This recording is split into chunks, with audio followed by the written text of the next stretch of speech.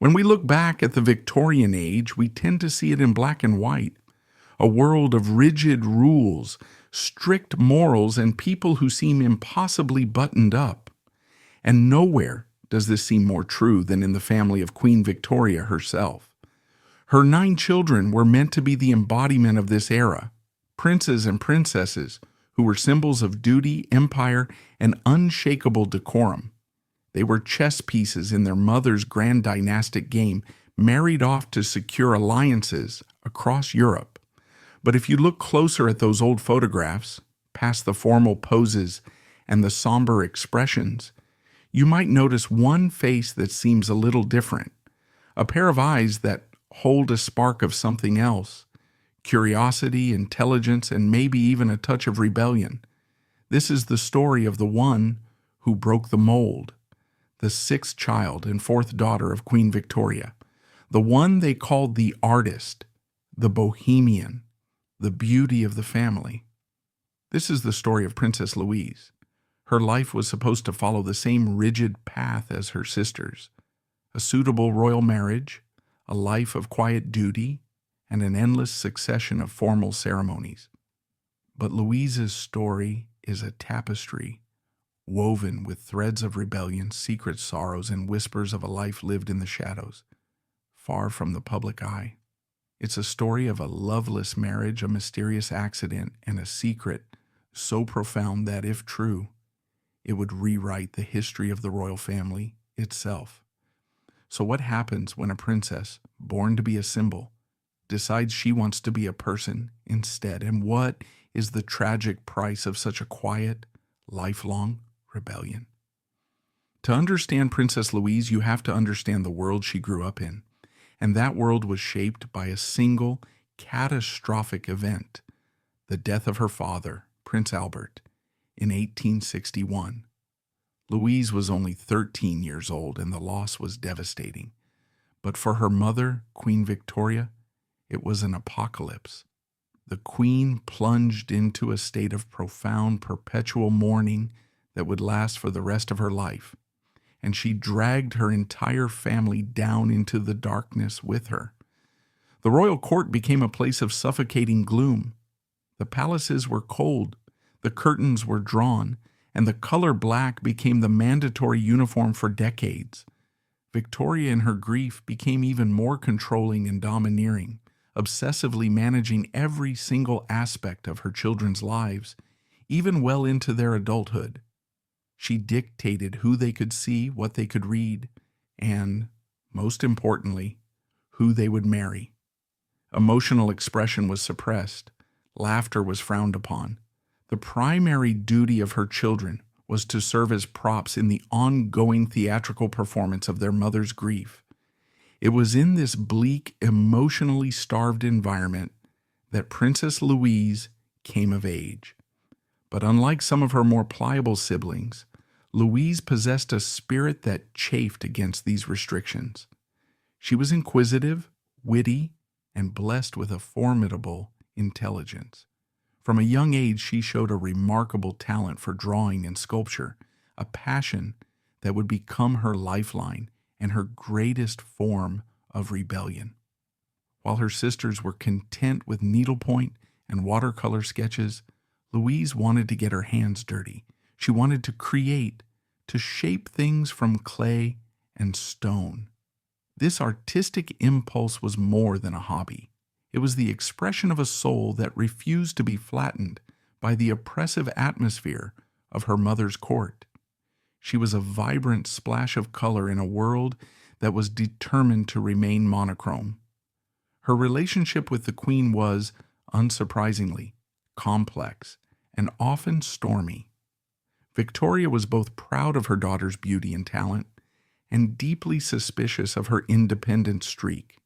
She called Louise Miss Pogriffs for her argumentative nature and noted in her diary that Louise had a very odd and passionate character. Louise, in turn, felt the full weight of her mother's suffocating control. She longed for a life of her own, a world beyond the cold corridors of Windsor and Balmoral, a world where she could be more than just the Queen's daughter. Her art was her first taste of that world, but it would not be her last. Her quiet rebellion was just beginning. As Louise grew into a young woman, her artistic talent became impossible to ignore. She wasn't just a royal dilettante, she was a genuinely gifted sculptor, and she made a demand that was utterly unprecedented for a princess of her time. She wanted to go to art school. She wanted to receive professional training, to learn alongside commoners, to be judged on her merit, not her title. The queen was horrified by the idea of her daughter mixing with bohemian artists, but Louise, with her characteristic tenacity, was insistent. Eventually, a compromise was reached. In 1868, she was allowed to enroll as the first royal student at the National Art Training School in South Kensington, which later became the Royal College of Art. It was a revolutionary step. A princess studying a trade in a public institution. She even had her own studio built at Kensington Palace, a sacred space where she could escape from the rigid formalities of court life. This studio became her sanctuary, a place where she could be herself, surrounded by the smell of clay and the satisfying work of creation. Her most famous work is the striking marble statue of her mother that still stands today in Kensington Gardens. It's a powerful, intimate portrait, showing the queen not as a remote imperial figure, but as a woman, seated and robed. To create it, Louise had to take precise scientific measurements of her mother's body, a process that required a level of physical intimacy and professional detachment that was unheard of between the queen and one of her children. The success of the statue cemented her reputation as a serious artist. She was even hailed in some circles as a royal feminist, a symbol of the new woman who was capable of pursuing a professional life beyond the domestic sphere. But even as she carved out this small pocket of independence, the shadow of her royal duty loomed large. She was now in her early 20s, and the question of her marriage became a matter of state concern. The queen, as always, had her own ideas. A list of suitable German and Danish princes was drawn up. But Louise had seen the unhappy, politically motivated marriages of her older siblings, and she wanted no part of it. She had witnessed the misery of her sister Alice in a German court and the loneliness of her brother Alfred, forced to marry into the Russian imperial family. Louise dug in her heels. She refused one suitor after another, declaring that she would not be shipped off to a foreign court to live a life of stifling protocol. In another act of quiet rebellion, she made it known that she wished to marry a British subject. This was a radical idea. For centuries, British royals had married foreign royals to cement alliances. To marry a subject, even a high-ranking one, was seen as a step down, a dilution of the royal bloodline. But Louise, ever the pragmatist, saw it as her only path to a life of relative freedom, a life where she could remain in England and continue her artistic work. The queen, faced with her daughter's iron will and supported by a public that was growing tired of expensive foreign alliances, eventually and reluctantly agreed. The chosen groom was John Campbell, the Marquess of Lorne, heir to the powerful dukedom of Argyll in Scotland. He was handsome, intelligent, well-educated, and a member of Parliament. On paper, he was the perfect match for the artistic princess. The public was ecstatic. The marriage of a princess to a commoner, albeit one of the highest-ranking aristocrats in the land, was seen as a modern progressive step that brought the monarchy closer to the people. They were married in St. George's Chapel at Windsor Castle in March of 1871. Louise looked radiant, and the nation celebrated. But behind the pomp and ceremony, there were already whispers of doubt. Lorne was known to be a quiet, reserved, and deeply private man. His circle of friends consisted almost exclusively of other men. Some courtiers wondered if his cool, detached nature was truly a match for the passionate, emotionally demanding princess. Their early years together seemed pleasant enough. They shared an interest in the arts and liberal politics, but it quickly became apparent that there was a fundamental lack of intimacy between them. A strange emotional distance settled over the marriage, and crucially, the union remained childless. In an era when a royal wife's primary duty was to produce heirs, this was a conspicuous and much discussed failure. In 1878, a new chapter began.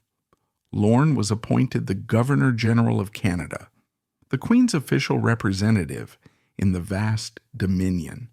Louise would be his vice-regal consort. The move was seen as a great opportunity for the couple. It would give them a shared purpose and a chance to shine on a new stage, far from the critical eyes of the British court. Louise, with her artistic flair and democratic sensibilities, was initially a huge hit in Canada. She patronized the arts, mingled easily with Canadians from all walks of life, and brought a touch of glamour to the rough-hewn capital of Ottawa. But the Canadian chapter of her life would soon be defined by private misery and a terrifying, life-altering event. In February of 1880, Louise and her party were traveling in a horse-drawn sleigh on a cold winter's day just outside Ottawa. Suddenly the horses bolted. The sleigh overturned, dragging the princess for over 100 yards across the frozen, rutted ground.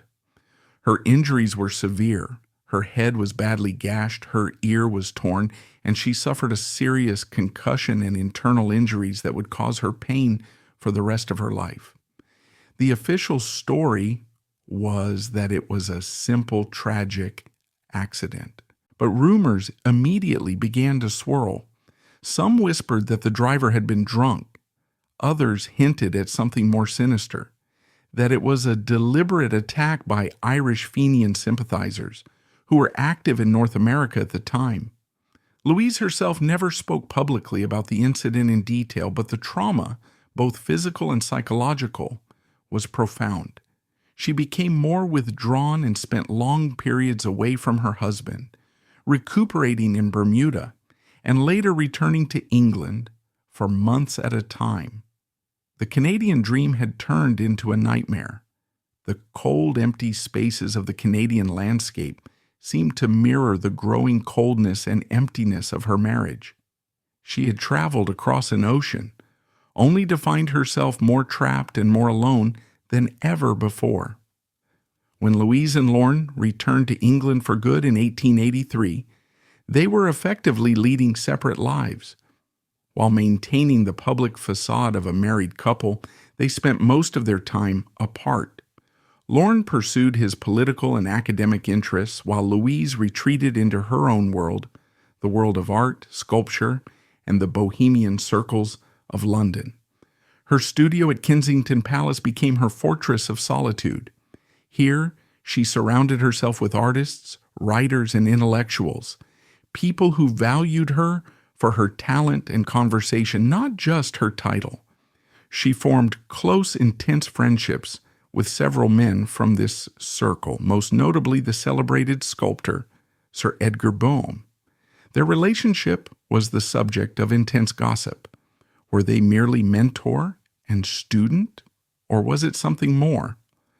When Boehm died suddenly in his studio in 1890, Louise was the one who discovered his body, a fact that only fueled the speculation. For decades, the official narrative of Louise's life has been one of a talented but lonely princess trapped in a difficult, childless marriage. But in recent years, a far more radical and explosive theory has emerged, one that seeks to explain the central mysteries of her life, her deep-seated unhappiness, her need for a separate existence, and most of all, her childlessness. This theory, pursued by historians like Lucinda Huxley, suggests that Princess Louise's greatest secret was not an affair, but a hidden child. This is the most controversial and debated aspect of her entire life. The theory goes like this. As a teenager, before her marriage, Louise formed a close romantic attachment to her brother Leopold's handsome young tutor, a man named Walter Stirling. In the winter of 1866, when Louise was 18, Stirling was abruptly dismissed from royal service for reasons that were never made public.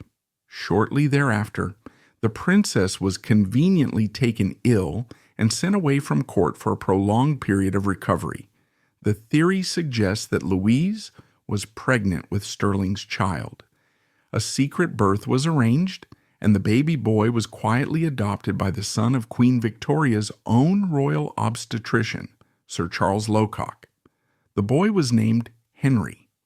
The Locock family, it is claimed, received a mysterious, unexplained financial windfall around this time, and for the rest of her life, Princess Louise maintained an unusually close interest in Henry Locock and his children, providing them with financial support and favors.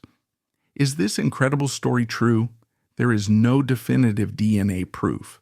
It remains a tantalizing but unproven theory. But it offers a compelling explanation for so many of the strange, tragic facts of her life. If she had been forced to give up a child as a teenager, it would account for a lifetime of sadness and a deep-seated distrust of the royal system that had failed her.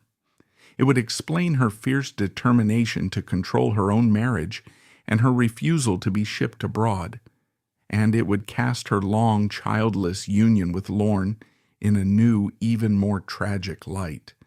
Was it simply an incompatible match, or was it a marriage of convenience designed for a princess who, for whatever reason, could not or would not have any more children?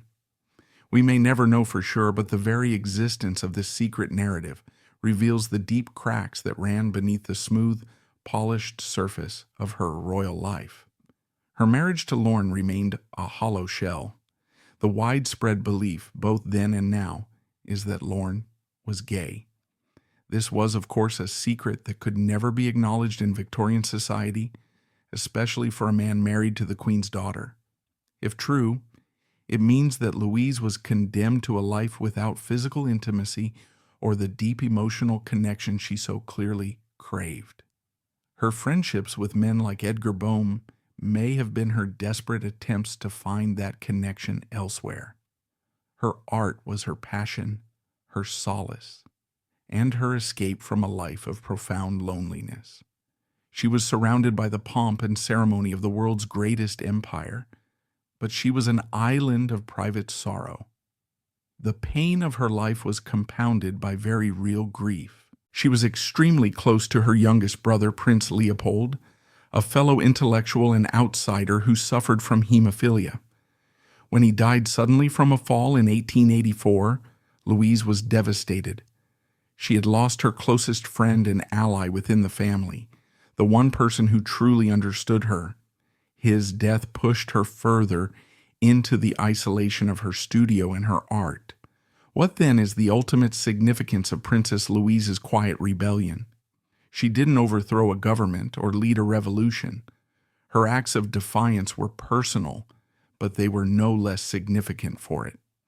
By marrying a subject, she cracked open the door for future royals to have more freedom in their choice of partner, humanizing the monarchy in a way that was both subtle and profound.